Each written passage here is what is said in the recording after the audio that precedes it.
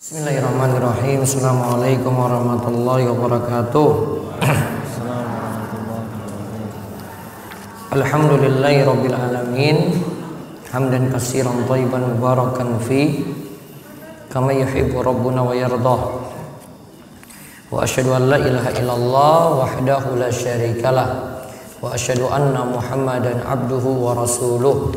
Allahumma shalli ala nabiyyina Muhammad wa ala alihi wa man tabi'ahum bi ihsanin ila yaumiddin.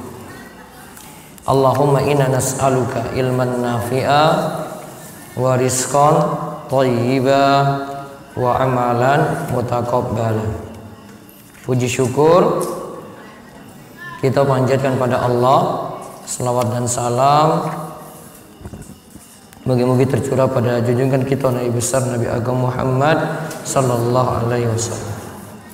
Baik Bapak dan Ibu-ibu sekalian yang mugi-mugi senantiasa dirahmati dan diberkahi oleh Allah, pada malam ini, malam ke-24 saking bulan Ramadan, kita berada di akhir-akhir dari bulan Ramadan. Insyaallah pekan depan malam Kamis libur, satu kali malam Kamis. Nanti malam Kamis berikutnya kita lanjut lagi seperti biasa.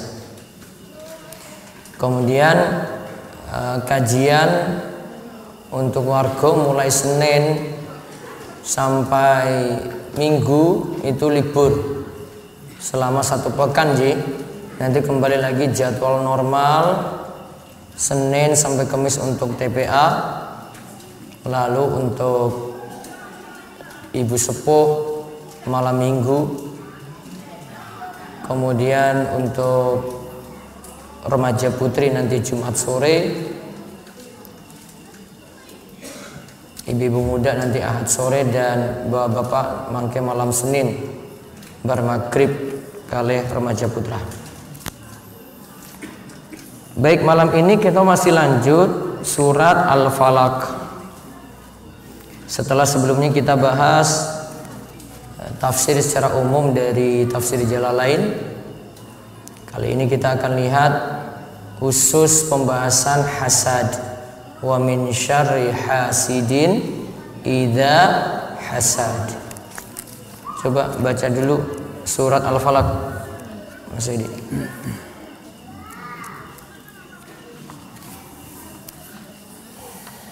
A'udzu billahi minasy syaithanir rajim. Bismillahirrahmanirrahim.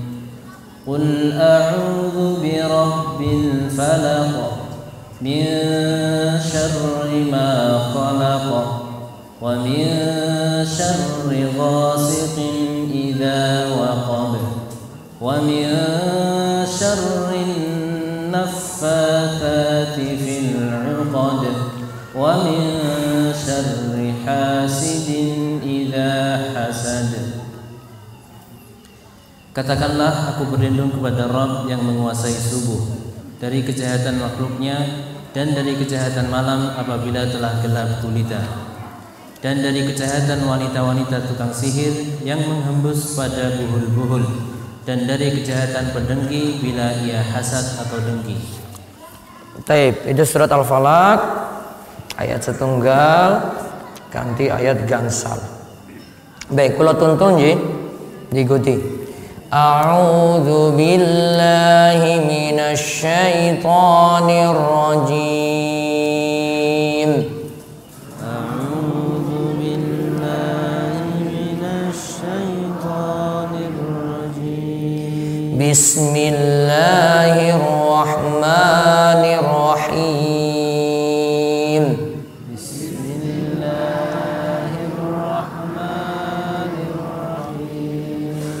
Qul a'udzu birabbil falaq.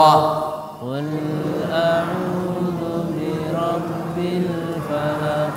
Qul a'udzu birabbil falaq. Qul a'udzu birabbil falaq. Min syarri ma khalaq.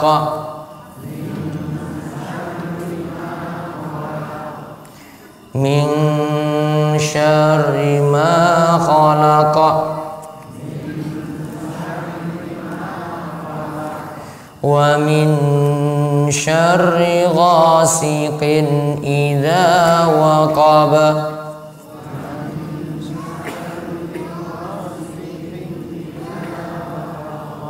wa min syarrin naffatsati fil 'uqad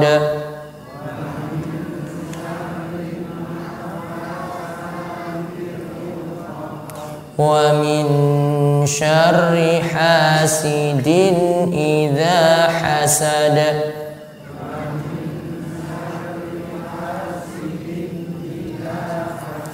Baik. Sekarang kita lihat bahaya hasad di halaman 89. Apa yang dimaksud hasad dan bahayanya seperti apa? Monggo dibaca. Bahaya hasad. Pengertian hasad. Menurut jumhur ulama, hasad adalah berharap hilangnya nikmat Allah pada orang lain. Nikmat ini bisa berupa nikmat harta, kedudukan, ilmu, dan lainnya. Demikian penjelasan Syekh Ibnu Utsaimin dalam Syarah Al-Arba'in An-Nawawiyah. Baik, terus perkataan ulama jumhur. Perkataan jumhur ulama di atas diungkapkan oleh Syekh Mustafa Al-Adawi hafizahullah. Al-hasadu huwa tamanna zawalan ni'mati an sahibiha. Hasad adalah menginginkan hilangnya nikmat yang ada pada orang lain. Nah, kita inginkan nikmat orang lain itu hilang. Itu disebut dengan hasad. Ingin nikmat tetangga, nikmat saudara, nikmat sedulurnya, nikmat teman kantornya, nikmat orang-orang yang ada di sekitarnya itu hilang. Walaupun tidak berpindah pada dirinya. Itu sudah diistilahkan dengan hasad. Namun Ibnu Taimiyah punya pengertian yang berbeda dengan jumhur ulama. Hasad menurut Ibnu Taimiyah adalah al-hasadu huwal bughdhu wal karahatu lima yarahu min husni halil mahsud.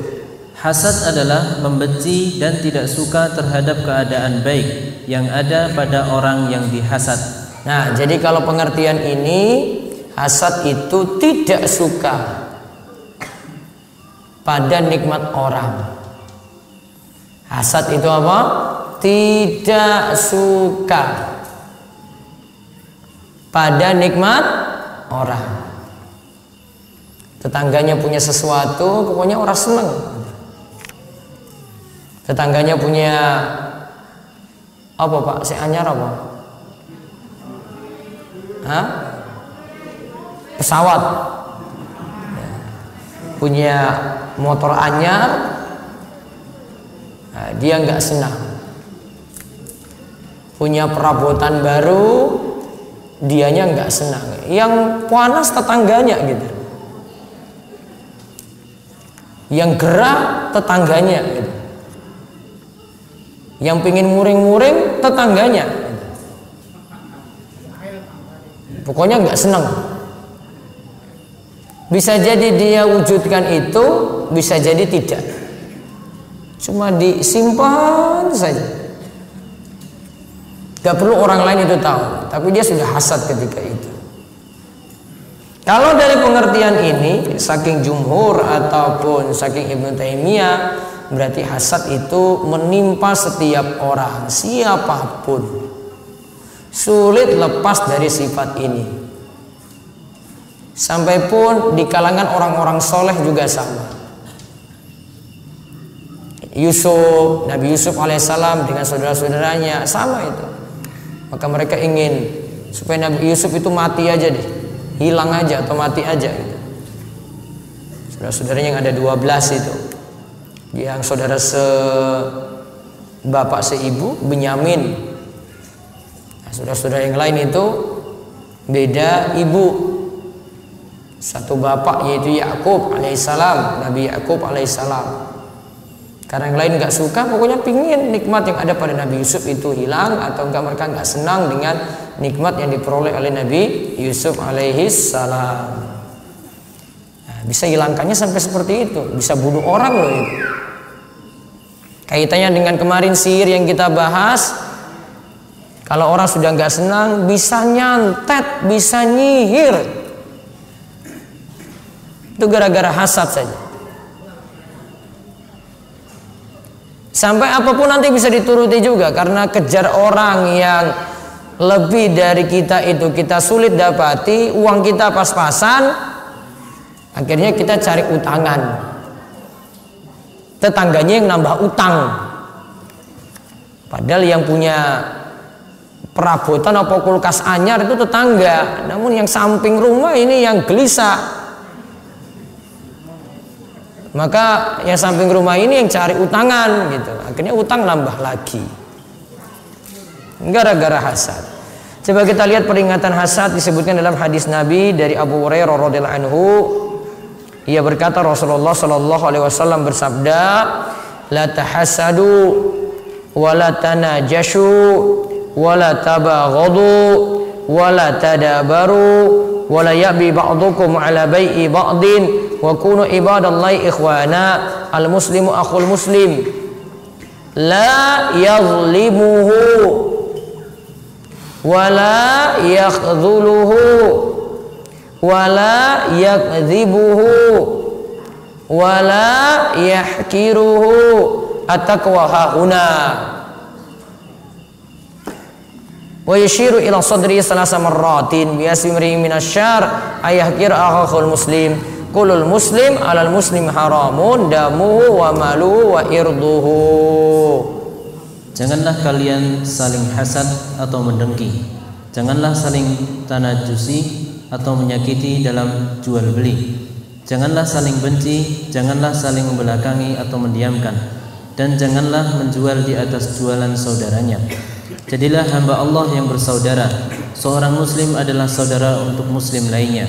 Karenanya ia tidak boleh berbuat zalim, melantarkan, berdusta, dan menghina yang lain. Takwa itu di sini. Beliau memberi isyarat ke dadanya 3 kali. Cukuplah seseorang berdosa jika ia menghina saudaranya yang muslim.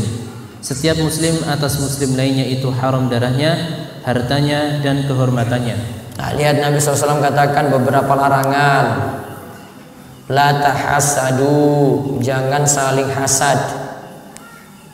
Kenapa bawa hasad? Benci, nggak seneng pada nikmat orang, atau ingin nikmat orang lain itu hilang. Kemudian disebutkan lagi wala tanajashu, jangan tanajus. Tanajus itu kalau sini diterjemahkan menyakiti dalam jual beli. Namun yang dimaksud itu misalnya ada yang lelang suatu barang. Ayo siapa yang mau beli ini? Ini motor harga 10 juta. Second. Lelang ini Ji. Terus ternyata ada yang pingin motor tadi. Ternyata ini pemilik motor ini punya kerjasama. Ada orang lain, dia bilang sudah nanti kamu nawar dulu biar harganya jadi naik, ya, biar ada yang bisa tawar lebih lagi. Nah dia suruh orang nawar motor 12 juta. Ternyata karena ada orang yang pingin motor itu, dia naikkan lagi. Oh kalau gitu saya berani 13 juta. Nah harganya naik dari 12 juta menjadi 13 juta. Yang nggak jadi beli tadi itu namanya orang melakukan najis. Kalau di istilah jual beli modern itu namanya membuat fake harga dusta. Kalau mungkin di pasar-pasar sini jarang gitu, tapi kalau di dunia online itu sering. Misalnya kalau ada yang jual online, dia bilang barang ini sudah sangat-sangat laris, sudah 1000 orang beli. Barang ini sudah dibeli 1000 orang, padahal belum ada yang beli. Namun dia manipulasi angka, dia buat angka tipu-tipu, tertulis itu 1000 buku telah laku. Padahal belum apa-apa, bukunya orang laris. Ya, dia buat info tipuan. Akhirnya orang beli kan gara-gara info itu. Nah, itu namanya najis. Sengaja dia naikkan, atau mungkin dia sengaja beli sendiri biar barang tersebut laku. Nah, untuk dia tulis nanti barang ini sudah laku sekian, padahal dia beli sendiri untuk dirinya, bukan orang lain itu yang beli. Juga di sini disebut janganlah wala tabaghadu, jangan saling benci. Wala tadabaru, jangan saling mendiamkan. Kapan ya saling mendiamkan itu ya Pak ya? Bisa nggak? Saling nggak omongan satu sama lain gitu. Bisa nggak Pak? Kapan? Pak RT, kapan orang ngomong saat ini ada? Gara-gara apa? Iya, gara-gara punya masalah. Masalahnya apa? Kayak duit kayaknya, masalah duit itu biasa. Itu Pak RT. Itu bahkan bisa terjadi sesama sedulur loh itu. Sama-sama saudara kandung lagi itu loh. Itu bisa nggak ngobrol 2 tahun, 3 tahun, 4 tahun, 5 tahun, cuma gara-gara apa Pak? Duit. Urusan lemah, urusan waris, urusan bagi harta, ya urusan rebutan ini, rebutan itu. Akhirnya ini kan tada baru saling mendiamkan. Padahal ketemu loh, ini tetangga loh, samping rumah loh, ini sa-RT loh ini. Wonten mboten? Wonten Bu? Ya, makanya Nabi sebut. Kalau Nabi sebut kayak gini, berarti realita gitu yang terjadi. Kemudian walaya bi ba'dukum ala bai'i ba'din, jangan jual di atas jualan saudaramu. Jadi kalau ada sudah nawar, tak tuku lemahmu ya. Ya. Ini sudah model ini. Orang berikutnya datang lagi, tak tawar harga lebih tinggi. Kamu Pak nggak mau dengan harga saya? Kalau sudah jadi penawaran pertama, nggak boleh orang lain datang lagi. Orang yang baru itu datang itu buyang masalah. Ini kan wes deal toh. Terus dia yang datang kedua ini datang tawar lebih tinggi. Apa yang terjadi? Konflik Pak. Oh ini orang ini toh, padahal wes tak tawar loh tadi itu. Ternyata yang baru ini yang bikin masalah. Cekcok tadi Pak. Islam ingin agar hubungan sesama itu baik-baik saja. Maka tidak boleh menjual di atas jualan orang lain, atau sebaliknya tidak boleh membeli di atas pembelian orang lain. Kalau ada yang sudah dibeli ya sudah, sabar. Kalau nggak jadi kamu tawar lagi.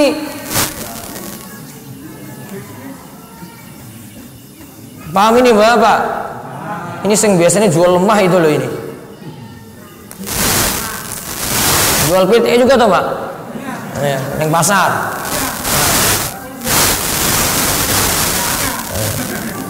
Ini kalau lagi nggak punya dagangan kayak gitu, aku pengen nawar yang paling tinggi. Padahal itu biang masalah itu yang nawar baru itu. Nah tujuannya kenapa hal tadi itu dilarang? Wa kunu ibadallahi ikhwana. Jadilah hamba Allah yang bersaudara. Kita ini saudara, jangan konflik. Jangan sampai timbul saling benci, apalagi sedulur loh itu. Kalau kita ini sak padukuan, ya, itu kalau bisa jadi ini kita itu tinggal dengan orang dekat itu 3 hak mesti dipenuhi loh. Ini biasanya ada dalam satu RT juga itu. Bahkan bisa satu RT itu sedulur semuanya itu. Ini kayaknya yang paling sedulurnya banyak ini RT sini loh, RT Songo ini loh. Duren ini loh. Masuk kolor tekan kidul itu sedulur semua itu. Betul tak?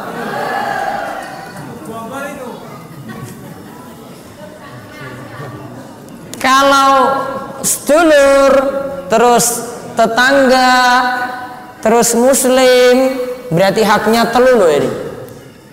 Haknya itu 3. Berarti ini sedulurku, terus niki tonggoku, terus niki saudaraku sak muslim. Haknya berarti berapa? 3. Ya. Namun ada tetangga yang bukan sedulur. Iya tak? Namun itu tetangga terus muslim, berarti haknya cuma 2. Berkurang itu tadi. Bisa jadi itu cuma tetangga saja tapi bukan muslim, berarti haknya tinggal 1, tetangga dekat saja. Berarti makin banyak hak di sini tadi apa? Sedulur, tonggo, terus muslim. Berarti kewajibannya makin banyak. Kalau ada masalah, berarti masalahnya makin besar loh Pak. Namun kalau berkurang 1, oh ini bukan sedulurku Ustaz, oh berarti tinggal 2, tetangga terus muslim. Oh Ustaz, dia itu bukan muslim, oh berarti kurang 1, berarti sisa 1, yaitu apa? Tetangga. Makin dekat hubungan, makin dekat rumah, makin banyak hak yang ditunaikan. Kalau dia sedulur, ya punya hak silaturahim, punya hubungan yang baik, dibantu gitu. Kalau ini sakit, lebih diperhatikan lagi daripada yang jauh. Ya, apalagi orang desa itu kayak gitu itu. Sa-RT itu sedulur semuanya itu. Berarti haknya makin besar. Makanya tadi kalau disebut wa kunu ibadallahi ikhwana, jadilah hamba Allah yang bersaudara. Makin dekat hubungan berarti ya masalah yang timbul juga ada, nah berusaha untuk dirampungkan dengan segera. Jangan sampai ada cekcok di situ. Tuh, nanti ini tugasnya mulai saking Pak RT ini loh, Pak RT. Nah, ya ada Pak RT 7, 6, RT 8 wonten mboten? RT 9? Wonten? Nah, tuh nanti tugasnya itu kayak begitu tuh. Rampungkan yang masalah-masalah yang apalagi masih punya hubungan sedulur dekat. Terus dikatakan al-muslimu akhul muslim, sesama muslim itu bersaudara. La yazlimu, tidak boleh saling zolimi. Wala yakhdhulu, tidak boleh saling rendahkan. Wala yakdzibu, tidak boleh saling bohong, dusta. Wala yahkiru, tidak boleh saling rendahkan, ngeceh nggak boleh. Lalu Nabi katakan at-taqwa hauna, takwa itu di sini. Nabi tunjuk ke dadanya itu 3 kali. Lalu Nabi katakan bihasbi imri'in minasyarr ayahkiru akhul muslim. Cukup orang itu dikatakan jelek jika dia itu merendahkan muslim yang lain.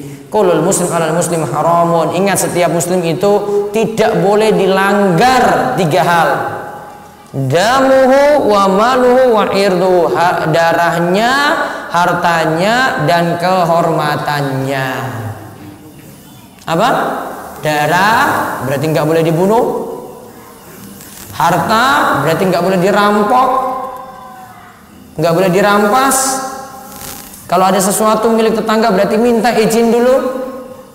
Tetangga ada buah yang bisa dipetik, nggak boleh diam-diam ngambil. Kalau diam-diam ngambil berarti apa? Nyolong. Ya wis maling,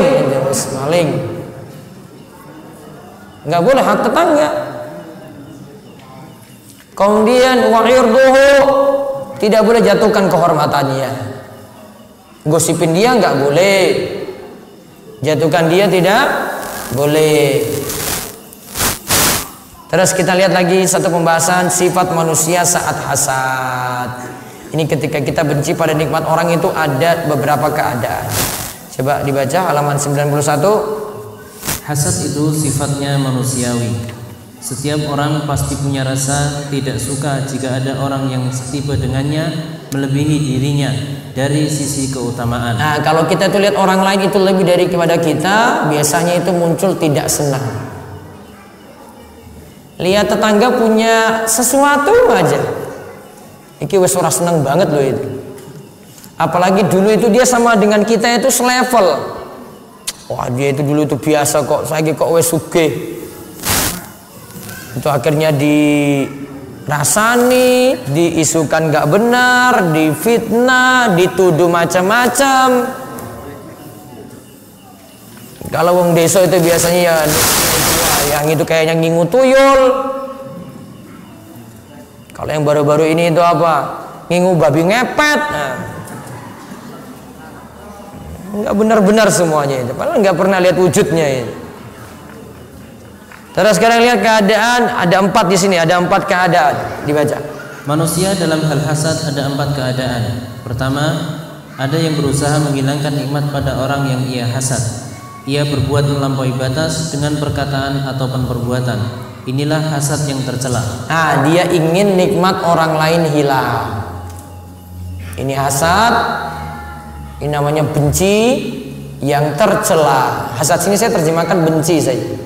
Terus yang kedua, ada yang hasad pada orang lain, namun ia tidak menjalankan konsekuensi dari hasad tersebut, di mana ia tidak bersikap melampaui batas dengan ucapan dan perbuatannya.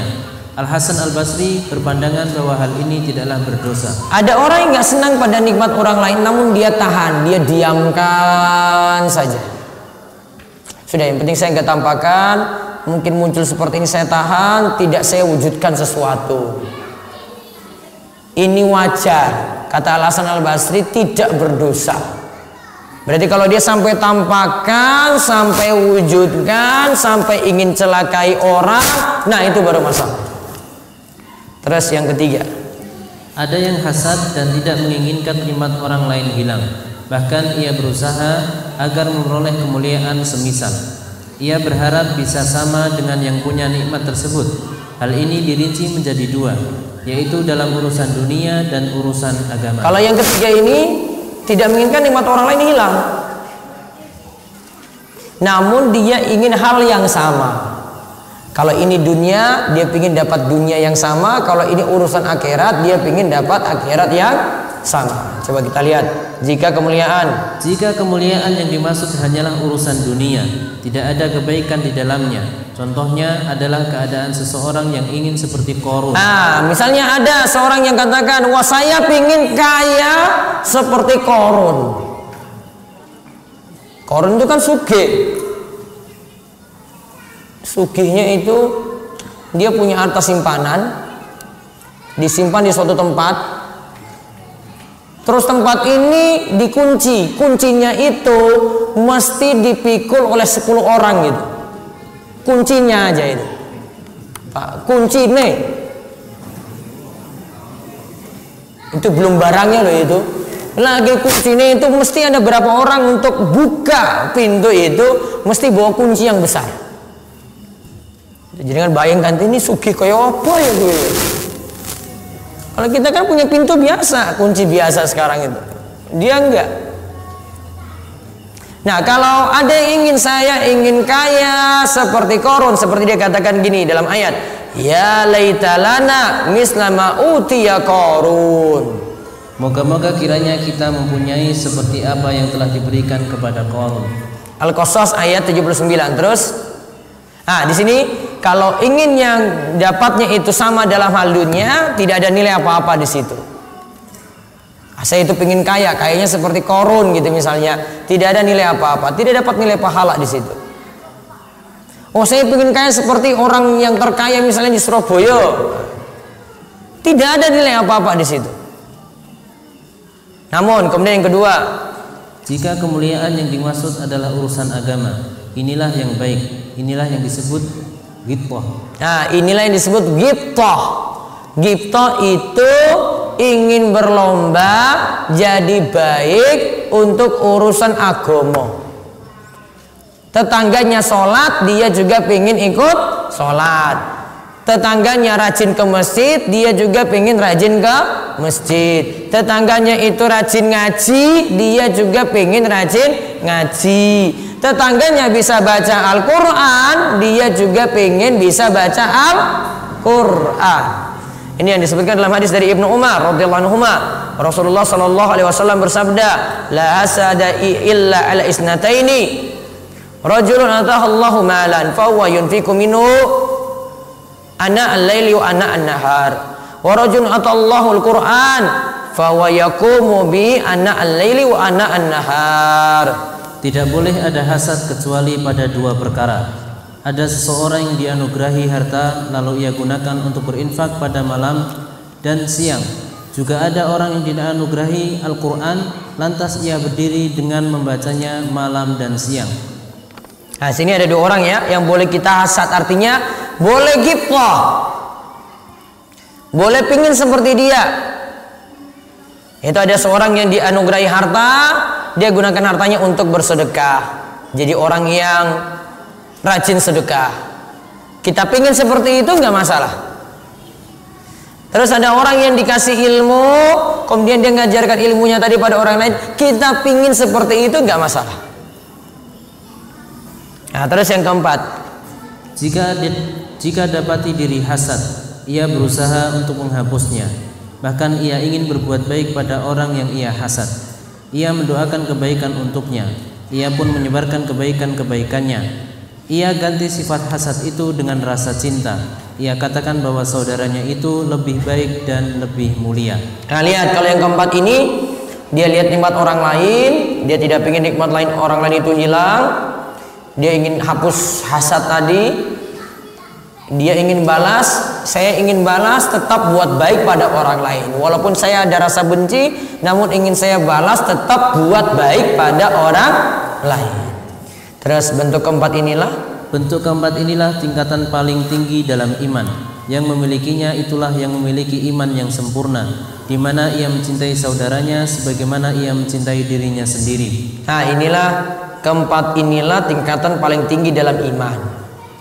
Yaitu yang keempat ini ya, dia balas, awalnya nggak suka, namun dia kasih sesuatu pada orang lain. Ini paling tinggi.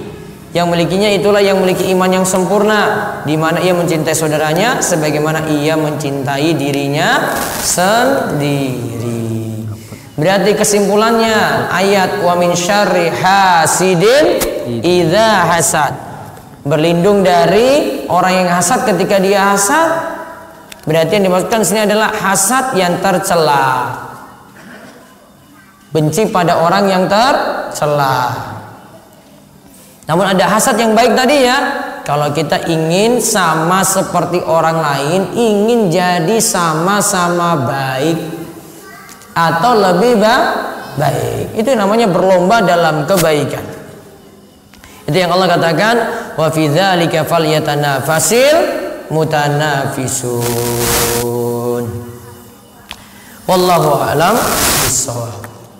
Baik, sebelum tanya jawab, wonten pengumuman nanti untuk Kamis depan insyaallah, dan sambil tunggu pengumuman pemerintah juga, tapi kayaknya tidak ada perselisihan pendapat. Sholat Id nanti hari Kamis di sini di lapangan DSJ. Tapi karena masih suasana pandemi, nanti tetap diatur. Jadi jenengan wajib pakai masker. Kalau tidak ada masker nanti DS siapkan di depan. Kemudian cuci tangan nanti kita siapkan juga sebelum masuk. Nanti kita usahakan juga ada jaga jarak. Nanti sholatnya seperti biasa, kali rakaat, terus khutbah Id. Setelah rampung langsung bubar, tidak salam-salaman. Paham ya? Setelah rampung langsung bubar, boten salam-salaman. Langsung, jadi tidak kayak kemarin-kemarin lagi karena keadaannya berbeda. Nanti yang sholat sini lokal, warga sini, monggo dari RT 6 sampai RT 13. Takutnya juga bisa ikut. Nah, untuk pelaksanaannya di lapangan DS diharapkan setengah 7 pun siap. Jam 7 kita mulai sholat nanti di lapangan sini. Baik, itu saja. Silakan jika ada pertanyaan monggo. Pertanyaannya boleh bebas. Assalamualaikum warahmatullahi wabarakatuh. Waalaikumsalam warahmatullahi wabarakatuh. Yang saya tanyakan tentang hasad juga. Misalnya saya jelas itu benci. Misalnya yang membenci itu kerjanya cuma keras, tapi yang punya kelebihan itu keras sekali. Itu apakah yang dosa itu yang keras atau yang membenci itu? Yang malas kerja tadi itu. Wes malas terus nggak senang sama orang. Yang kedua, Ustaz, saya sebagai orang tua di desa, biasanya orang tua di desa itu ada masalah bisa merampungkan yaitu kesalahan. Apakah misalnya para warga saya itu seumpamanya itu ada orang yang mengingat biasanya ada nih. Nah, terus saya itu sebagai orang tua itu bisa menyempurnakan dan bisa bisa merampungkan itu, tetapi saya itu dibenci. Itu bagaimana Ustaz solusinya? Solusinya sabar.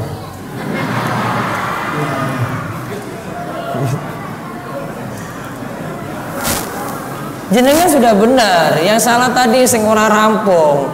Solusi jenengan adalah sabar. Walaupun diseneni, walaupun dikecilkan, padahal jenengan yang betulin orang loh itu. Iya, terus kan selanjutnya itu kan biasanya kalau orang mengaku bagaimana? Apa itu sudah ada yang Apa? Orangnya apa?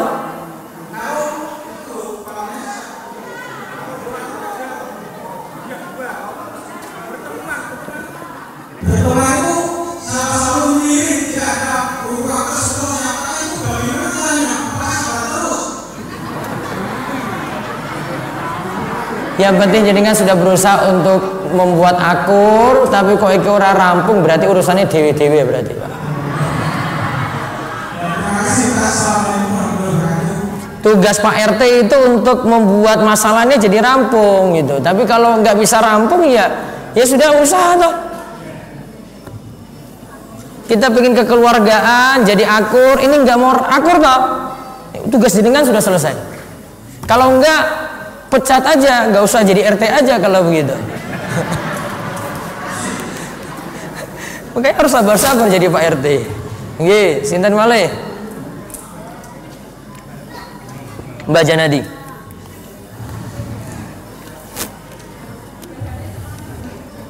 Assalamualaikum warahmatullahi wabarakatuh. Waalaikumsalam warahmatullahi wabarakatuh.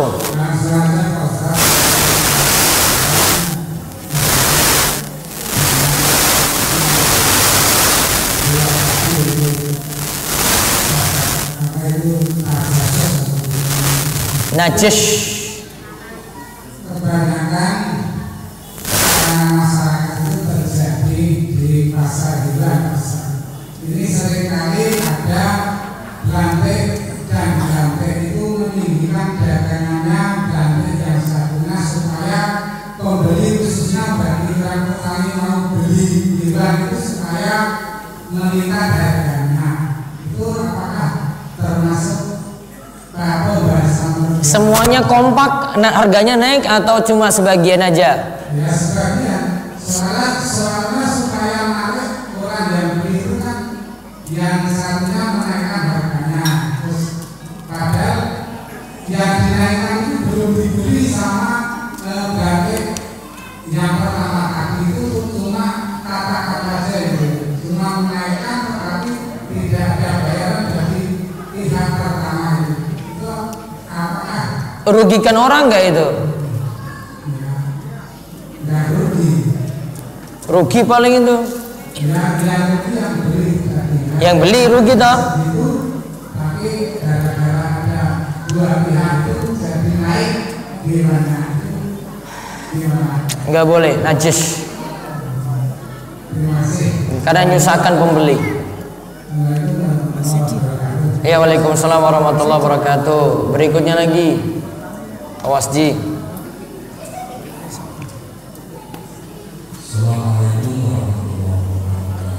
Waalaikumsalam warahmatullahi wabarakatuh.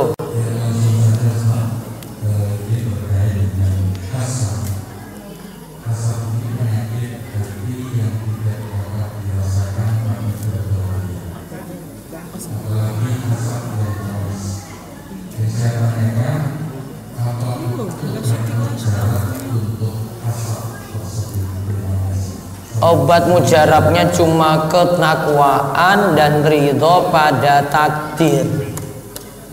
Dan ada di sini pembahasannya, Pak Wasdi. Nanti pertemuan berikut aja saya bahas. Ini ada cara menghadapi dampak jeleknya, obatinya itu ada juga di sini. Cara menghilangkan hasad dari diri sendiri ada di sini nih. Ilmu dan iman di halaman 95. Mengingat akibat hasad, selalu bersyukur dengan yang sedikit, selalu memandang orang yang di bawah, banyak mendoakan kebaikan pada orang yang mendapatkan nikmat. Terus melakukan hal yang bertolak belakang dengan niatan hasadnya. Ada ya di sini. Ada lagi? Konten? Ibu-ibu? Baik, kalau tidak ada di Zoom ada 3 itu. Coba dibuka. Saya panggil Pak Raisen atau dari chat, Ustaz? Iya, bisa chat dulu satu, monggo. Iya. Bismillah. Ustadz, apabila Ana berada dalam lingkaran pertemanan yang salah satu orangnya itu suka memplagiati ide bisnis temannya di waktu yang sama dan bukan hanya pada satu orang saja, bagaimana hukumnya tentang ini? Apakah termasuk dalam jualan di atas jualan teman? Tadi apa? Memplagiasi atau apa tadi? Memplagiati bisnis teman, meniru mungkin ya Ustadz. Nah, coba diperinci lagi coba, saya belum paham bentuknya. Apabila Ana berada dalam lingkaran pertemanan yang salah satu orangnya itu suka memplagiati ide bisnis temannya di waktu yang sama dan bukan hanya pada satu orang saja, bagaimana hukumnya tentang ini? Apakah termasuk dalam jualan di atas jualan teman? Disuruh yang nanya sebutkan contoh aja langsung, masih umum untuk pertanyaannya. Yang bertanya kirimkan saya contohnya. Iya. Pertanyaan kedua, Ustadz, apa hukumnya memproduksi pakaian muslim tapi tidak syar'i? Apakah berdosa ketika ada yang memakainya? Kalau tidak syar'i, nanti tujuan pemakaian saja, pemakaiannya di mana gitu. Kalau sekadar produksi, nanti dilihat ini orang pakai di luar atau di dalam rumah. Kalau pakai dalam rumah ya berarti nggak masalah. Maka harus dirinci. Pakai di luar, Ustadz? Kalau pakai di rumah nggak masalah, tapi berarti dia jual ke lingkup orang-orang yang sudah ngaji, yang sudah tahu hukum gitu. Oh, kalau seandainya dipakai di luar rumah gimana Ustadz? Tapi asalnya sudah diingatkan pakai dalam rumah, kok dipakai di luar rumah, berarti salah yang pakai. Oh baik Ustadz. Ya. Terus yang resen monggo, resen. Silakan pada Ibu Dina Fitriana.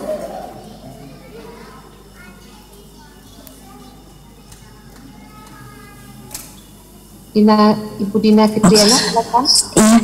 Assalamualaikum Ustaz. Ya, waalaikumsalam warahmatullahi wabarakatuh. Silakan. Ustadz Afwan, Ana mau bertanya di luar tema. Ini ada titip pertanyaan dari teman. Teman Ana itu bertanya kalau mau zakat fitrah, tapi lewat kolektif gitu, ke Pak RT gitu, melalui lewat Pak RT. Itu boleh nggak Ustadz? Terus ada doanya nggak? Kalau doanya tidak ada doa khusus. Kalau kolektifnya ke Pak RT itu gimana? Pak RT yang bagikan atau gimana? Jadi zakat fitrahnya itu misalkan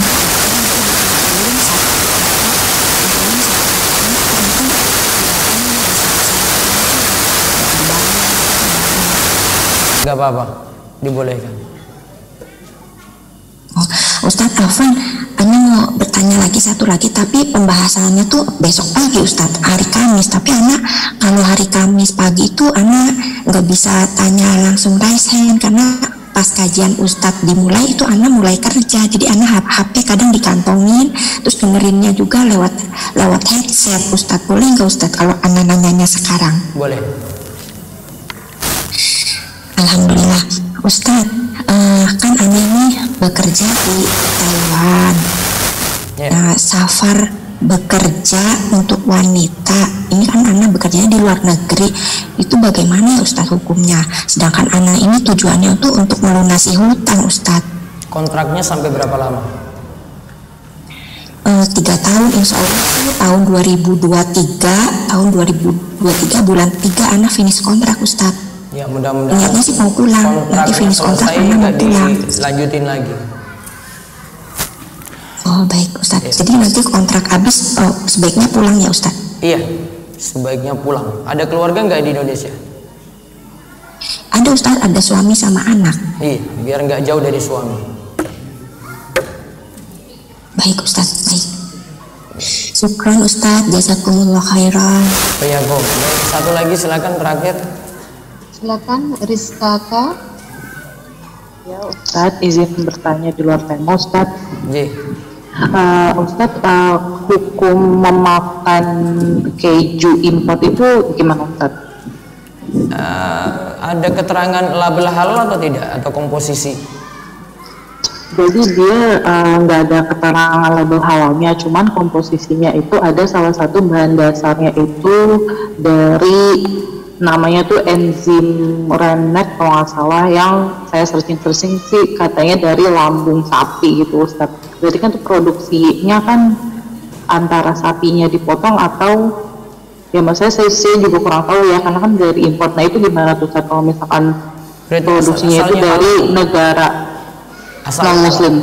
Asalnya halal. Haram ya Ustaz ya? Asalnya halal. Oh asalnya halal. Ya. Berarti masih boleh dikonsumsi gitu Ustaz. Nah kalau misalkan PT produksi si kejunya itu di websitenya itu dia juga memberitahu kalau dia itu membuat pakan untuk hewan haram juga gitu saja. Jadi ada membuat makanan ternak untuk babi gitu Ustaz, itu tetap apa Ustaz? Jadi ada untuk babi, untuk sapi, domba. Pabrik ada itu produksi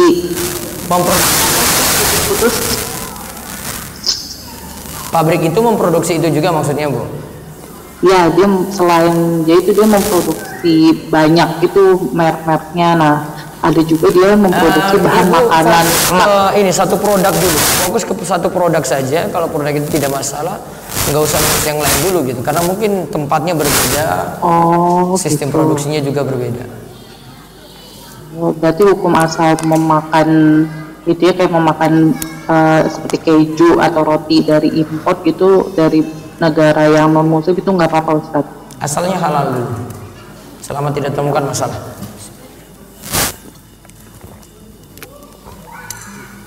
Cukup? Baik, cukup.